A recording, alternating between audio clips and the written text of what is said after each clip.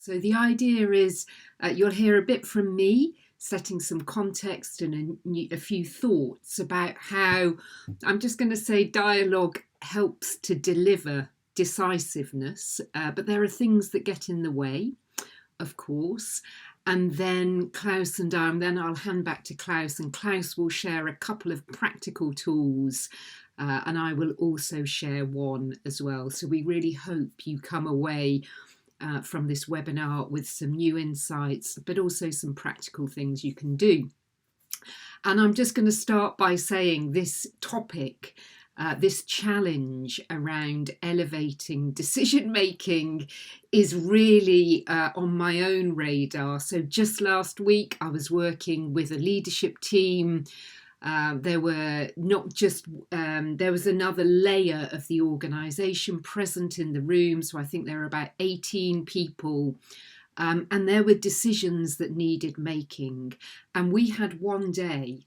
And we had to make that day as productive as possible. So I'm probably going to be drawing directly on that experience, if not now, a little bit later in the session.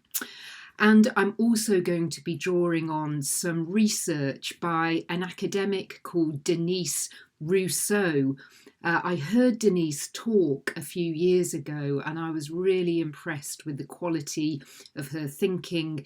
She's a professor in organisational behaviour at Carnegie Mellon University in Pennsylvania.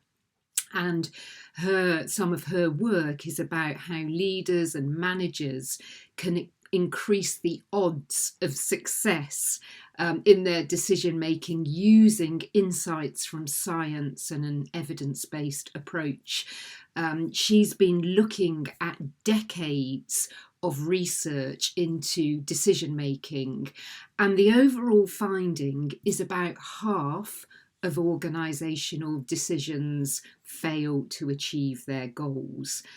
So that tells us about half do and are successful. And I think the science can also help us to understand why some decisions are successful. And if any of you want more information on Denise Rousseau's work, I'm just going to pick a few key points that she makes. We can always send you the link to one of her research papers. So many of us will be familiar with the notion of individual bias in decision making, the kind of things that impair judgment. So, for example, confirmation bias, where we seek information that just confirms existing beliefs. We also tend to rely on easily available information.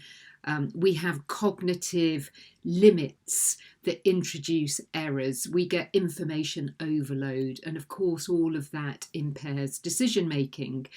And the other thing to understand at an individual level is it's actually quite difficult for us to see our own biases and therefore to reduce them.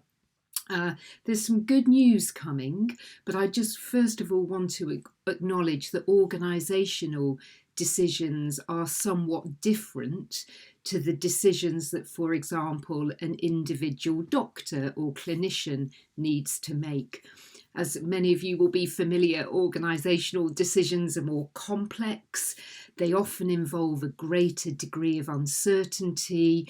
There are often many more stakeholders to consider, both inside the organisation and outside of the organisation.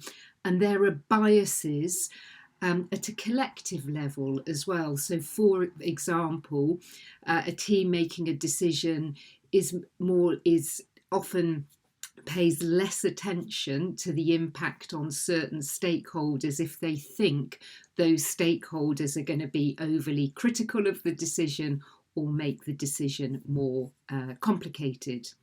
And organisational decisions are also different from individual decisions. They take place in a social setting where many participants will hold different points of view.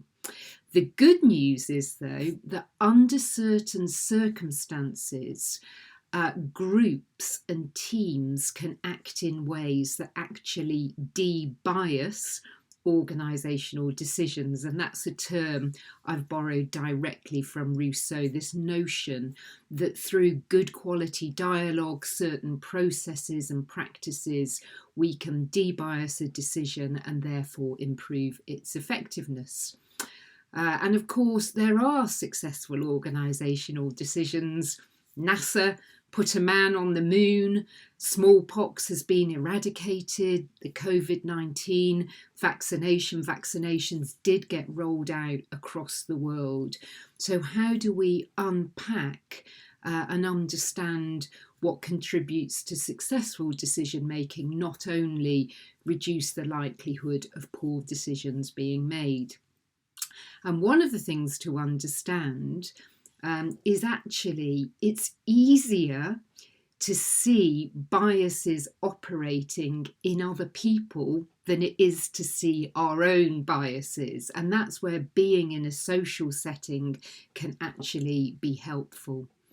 And in Denise Rousseau's work, she lists a number, I think it's 6 different types of organisational bias that lead to failed decisions. And each one of those 6 biases comes with what she calls a targeted repair. We're not going to have time to go through all of the biases and all of the repairs. I'm just going to give you a flavour of the biases to begin with, and then we're going to start coming to what we can do about them.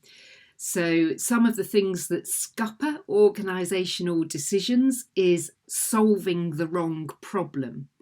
So if the meeting is full of busy people with busy minds and people getting distracted and they're not really present, you can rush to a decision without actually fully understanding the problem. So it's not really problem driven, the decision. Another bias, another risk is ignoring the organisational politics. Certain sponsors might have certain biases. And if those politics aren't acknowledged and aired and shared, then there can also be an impairment of judgment. Other teams fall into the trap of considering just one option. Maybe the most senior person in the room has got a pet project, or maybe the hippo. I don't know if you know that acronym. That's the opinion of the highest paid person in the room. Maybe they have a strong gut feeling and everybody else bows to that. Other biases include focusing on a single outcome, so you have a very narrow view of success. Maybe financial metrics absolutely take priority, and the impact of a decision on people's well-being or the quality of their work isn't fully considered. And the last 2 biases that Denise Rousseau highlights are about narrow interests dominating. I mentioned earlier certain stakeholders might be ignored. It just feels too complicated to have them in the room. For example, a key stakeholder might be an activist group or a local community who are objecting to certain options, and it just feels too difficult to have a conversation with them, so you sort of ignore their interests. And then finally, the other bias that can affect decision making is just relying on easily available information. So again, you might be drawing on a couple of key metrics because you have that to hand, or you might get drawn into just anecdotal evidence or success stories, and fail to consider a broad array of information. And again, it's more likely to happen in a meeting that, where people have got multiple things on their minds. So 6 biases, and as I say, each one comes with a repair practice, and I certainly want to come back to one of these biases and cover in a practical way what we might do about it. But at this point, Klaus, if it's okay, I'm going to hand back across to you, and we could hear from you about a couple of practical tools to help with decision making. Yes, thanks. So I'm going to present two very concrete tools. And the first one, I'm sure some of you will be very familiar with. And the second one is a little bit of an interesting invention that made by one of the managers I worked with some years ago. So the first one comes out of the work of David Cantor. So this is the idea that in order to have productive dialogues, you need 4 different kinds of speech acts in the dialogue. And if any single speech act is missing or multiple speech acts are missing, the dialogue is likely not to be very productive, and the decisions that come out of the dialogue are likely to be decisions that will fail. And so the 4 kind of speech acts are somebody has to propose something, and he calls this making a move. And it's interesting sometimes to sit in groups where nobody makes a move. And sometimes you can be with management groups and you think, well, these people, they have positions where one could expect them to make moves, but everybody's too careful. Nobody wants to propose something and then later get in trouble for what they proposed. So sometimes their speech will be very fluffy, and they will say sort of truisms, and nothing is really. It sounds like they're saying something, but actually they're not proposing anything. There's nothing concrete in it. Or if they are making moves, they are making vague moves that nobody could possibly disagree with. And so, of course, in that case, no decisions will be made, because nobody dares to put a stake in the ground and say, I believe this, let's discuss from here. So making a move is really important. The second kind of speech act that Cantor says has to be part of any productive conversation is somebody's gonna build on what other people propose. Somebody's gonna follow and build on things and say yes and sometimes this is missing, especially if you have a team with a lot of strong personalities. There is this funny thing about sometimes people will think making the moves, that's the cool thing, that's the thing you're supposed to be doing. The following is kind of not as cool as that. In the research, leadership research, there's some very interesting research done on followership. Of course, there's a lot of research done on leadership. And then a few brave academics have made the move and said, maybe we should not just research and figure out what constitutes good leadership, maybe we should figure out what constitutes great followership. Because of course, a leader without any followers isn't really a leader. And so in order for something to work really well, organizations to work really well, you don't just have to have high quality leaders, you have to have high quality followers. And I came across this kind of wry, humorous comment in a paper written by one of these academics studying followership, saying at business schools, we have all these courses on leadership and lots of students taking these courses on leadership, but I've never seen a course on followership. And why might that be? And if we proposed a course on followership, then this academic wondered how many students are going to show up. So there's kind of a cultural bias against followership, and therefore sometimes that's left out of the conversation. But of course, if you just have a lot of people making a lot of moves and nobody building on anybody else, there will be no completion. No ideas are gonna come through, be brought to fruition. You're just going to have a graveyard of ideas. So follows the speech act. The follow is really important. The third speech act that Kanta says is really important in conversations is, of course, the opposite of follow, oppose.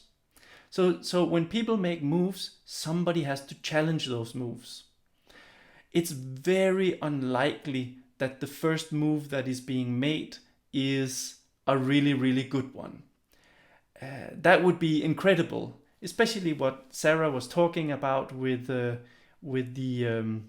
personal biases. If you make a move, it's being influenced by your personal biases, and the whole point of bringing it into a dialogue is that other people can oppose and point out your biases and point out the weaknesses in your thinking that those biases lead to.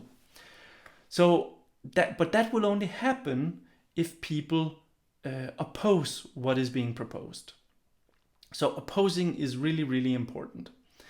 And sometimes you will see meetings where nobody's opposing. Maybe a typical example would be if the moves are being made by the hippo, by the highest ranking or highest paid person in the room, and then other people will say, well, there seems to be something wrong with it, but I'm not gonna say that because I don't want to look stupid. And I mean, this is such a capacity. They probably thought about it, or maybe you don't think they're a big capacity, but maybe you're nervous about if you challenge them publicly, if they're gonna hold a grudge, and if that's gonna be problematic for your career going forward. There's all sorts of reasons why people wouldn't challenge each other. Sometimes what I see in groups, it's also if you have groups of managers who have a high concern for the relational. Sometimes the reason they don't challenge each other is because they just want a nice and cozy and good atmosphere, and they don't want this scratchy thing, and they don't want to hurt anybody. So it's not actually because they are concerned about repercussions for themselves, but they think they are protecting other people from feeling bad if their ideas are being challenged. And of course, there's a whole for each of these speech acts, and we do this in our courses. One thing is to know what kind of speech acts are good to bring into the room. Another thing is to be able to do so skillfully. And especially the opposing, you can look at somebody and say, oh, that is the worst idea I've ever heard. How you're a complete idiot for bringing it. That is probably not going to contribute to a great conversation, but there are ways of making oppose which are really skillful and respectful. So that's the third one. And the fourth one is taking a bigger picture. Sometimes somebody has to be able to step back, see the bigger picture, and make comments on whether we are even discussing the right things. So one of my favorite stories that I think illustrates this, the effectiveness or the necessity of bystands, as Kanta calls it, is I was once working with a manager who reported that he had just been in a management meeting where the management team had they were talking about purchasing a new building, and then they had to figure out what to do with parking. And there were a few options on the table. They could purchase a parking space. They could rent a parking space. There were some parking spaces very close to the building, some a little further away. They could also just give parking vouchers to everybody who come with a car. And for some reason, people had strong opinions about this decision. And so they would be talking about it for a long time. And at one point, the guy that I was working with, he said, I just had to tell them, look, we have spent an hour of the top management's time discussing different parking options. And the difference in cost between the different options is probably less than what this hour has just cost us. So we're just not talking about the right thing. And sometimes, I think very often, people will be talking about the wrong things because people like to talk about the things that are easier to talk about. So there's something crucial to talk about, but it's probably hard. And then there's all these other nice things that we could be talking about, and talking about them will give us a feeling of being productive. But actually, we're not talking about the things that we should be talking about. So sometimes these kind of bystands are important to make. And of course, there are other kinds of bystands as well. So how do you bring in these speech acts? There's a couple of ways you can do it. One way is, of course, just practicing it yourself and getting really good at bringing them in, and being really good at, in real time, detecting which ones are missing. One exercise that I love doing with people is to have them discuss something in a team, then use otter.ai or some other transcription software to transcribe the whole thing, and then go into an Excel sheet and code the entire conversation, so that every sentence, what speech act was this? Was it move, follow, oppose, or bystand? And then just have a pie chart that shows you the image. Many times, people will have one idea, say, oh, we made a lot of moves and opposes. And then when they do this analysis, they see actually there was like a 5% move ratio. So it's really good to hone your skills, to do this laborious process, to hone your skills in terms of reading the room in real time. And then one way of upgrading the conversation is to say, if nobody makes opposes, I will make opposes. If nobody makes moves, I will make moves. But of course, not everybody is super good at doing all of these things. So therefore, another very good tool to have in your tool belt is to be really good at inviting other people to do it. Maybe you don't like to make opposes, but you can say, you can set a frame and say, for the next 5 minutes, let's just brainstorm on what might be problematic about the proposition that's on the table now. So you kind of make it safe for people to oppose. You set a frame where it's like, if you want to do something productive now, you're supposed to make opposes. I don't want to hear more compliments, right? We want to make opposes. So inviting other people to bring in the speech acts that you can hear are missing is a fantastic way of doing it. And of course, it's very good to look around your team and say, to kind of listen to different people and see what's their superpower. And so if you know this person is so good, they're always bringing in opposition, right? And they have zero problems with it.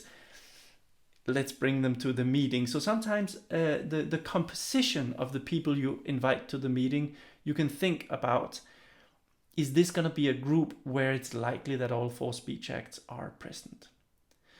So this is one tool. Make sense? I think many of you probably know this tool already, but this is one tool. The other tool that is also very practical tool, it tackles a specific problem.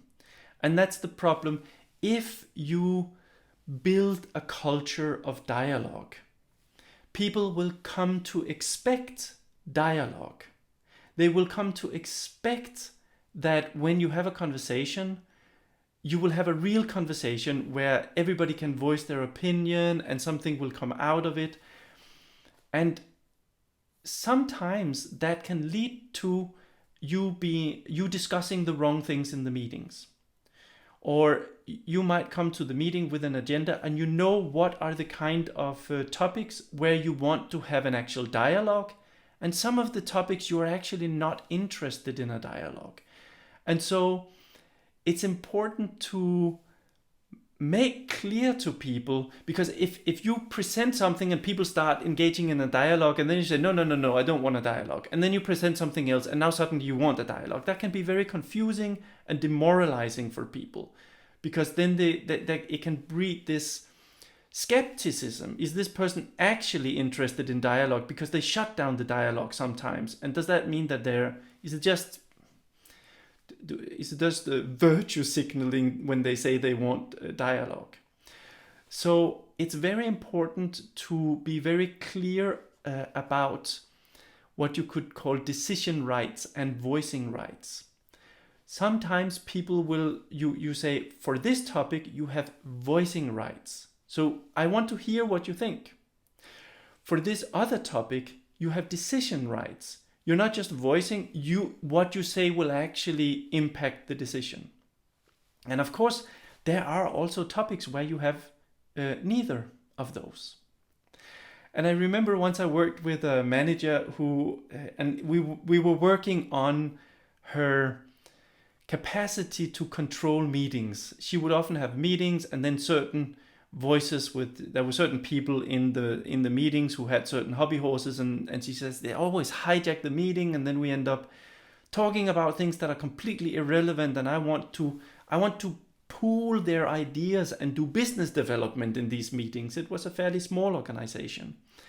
But then they always talk about like how much money we're going to be paid for this, or who's going to be on top of the poster for the next event. And she's like, this is irrelevant. This is waste of time. And often she would pretend that it's okay and sit and smile and nod. And of course, at some point she couldn't take it anymore and she would explode, and that would have negative repercussions for the whole atmosphere in the organization. And she actually invented something. After we talked this through, she invented a tool that I think is very useful and that I have frequently brought to other people. She invented a traffic light system. So at the start of every meeting, she would say, here's the agenda, and I have color-coded each point on the agenda. So green means we are going to have a dialogue around this topic.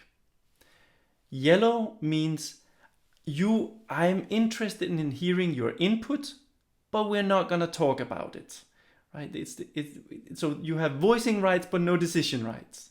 And red means this is just information. You don't have to have an opinion about this. And of course, sometimes there are these things where it's just information. It's already been decided. It's not something that we should, in this group, it's not something that we need to discuss. It's already been decided elsewhere, and it's just a waste of time if we start talking about it here. So I think this traffic light system and using it actively in the agenda sets the expectations, makes it really clear on what topics do you have voicing rights, on what topics do you have decision rights, on what topics do you have neither. And then people will not be surprised if you shut down the conversation, because you can just go like, well, this was one of the red colored agenda points, so we're not talking about it. So you're setting and managing the expectation in a really simple and visual way. So that was the second tool. Good. And with that, I'll hand it back to Sarah for the third tool. Thank you very much, Klaus. So one more tool coming up, and then we want to open up the dialogue here, and we'd love to hear your questions, comments, what sense you're making of these tools. So I'm going to go back for a moment to Denise Rousseau's research, and one of those biases that she identified that reduces the effectiveness of decision making. And this is the one around solving the wrong problem, not understanding the problem well enough. And so the repair is to do a good amount of search, if you like, to understand what she would call the decision frame. Try and figure out what it is you need to be making a decision about. Get the concept clear around what the problem is. And of course, your main tool here is asking questions. So a good start to any meeting is to ask questions.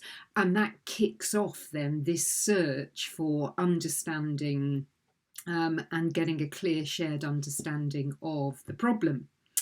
And I'm sure many of you will be familiar with this set of questions. I used it last week at the meeting I was facilitating, just around what are your hopes for this meeting and what are your fears for this meeting, and getting that clearly articulated at the outset.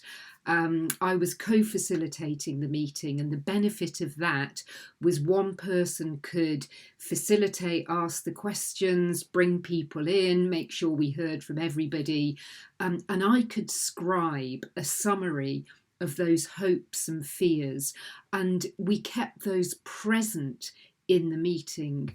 And I was struck, top of the list for the three main hopes were, number one, that we make decisions together faster. Number two, that we bring up difficult and challenging issues. And number three, we make concrete decisions that get everybody's buy-in. And in my experience, and I've had a similar set of outcomes in response to that question with other teams and groups I've worked with, if you keep those things present for the duration of the meeting, it creates motivation. I think it really helps people to call up their courage and sometimes raise a tricky topic. And of course, the fears for the meeting are often the reverse of those things. So you might get responses like, we don't make decisions, so issues fester, we're not aligned enough, we stay in politeness, and we don't really tackle the elephants in the room. And again, just getting people to voice what the fears are helps you into an exploration of what the real problems are. There's another set of questions following on from that, if that opens out, starts to open things out, that I think can be really helpful. And I'm not going to go into it here, we haven't got the time, but there are a number of principles of dialogue, such as full participation, listening for the deeper potential, raising awareness about what the real issues are. And there are questions that you can ask to tap into 4 different principles. And I think of these questions as the 4 Ps, because they each relate to a P. So the first one are questions around perspective. So this is where you're exploring the context of the problem. So you might be saying, okay, over the next couple of years, or whatever the suitable time horizon is, what changes and events might occur that are going to impact us? Those might be opportunities, those might be threats, but just doing that horizon scanning is really valuable and creates perspective. And psychologically, it's easier to go for quite a wide angled lens first and then zoom in. That's an easier movement to make psychologically than if you go for too much detail early on and then try and zoom out. It's just harder for people to do that. So good to throw the net wide early on in a meeting. The second P is around performance, and to ask questions about, it might be something like, in what areas do we need to improve our level of performance, and what changes do we need to make for that to happen? And that line of inquiry can have quite a hard edge to it. But at this point in the meeting, it's really helpful to get what are sometimes called hard truths into the room. Hopefully by this stage in the meeting, people are settled in, they have got a sense of feeling safe, that it's okay to voice some of the things that might be trickier to say. The third P, the third set of questions to ask, could be around people. It could be about the culture of the organisation or leadership behaviours. So it might be things like, what ways of working do we have that we need to change? Charlotte, I think you mentioned about sometimes, in any team and organize, you can get these fixed patterns. People fall into well-worn grooves of behaviour, and it's really good to acknowledge where that might be the case and what needs to change. And then finally, the fourth P is around purpose. And it can be very good to ask questions around, when are we on purpose in terms of the activities, the projects we're doing, the clients we're working with, and when are we off purpose, when are we off track?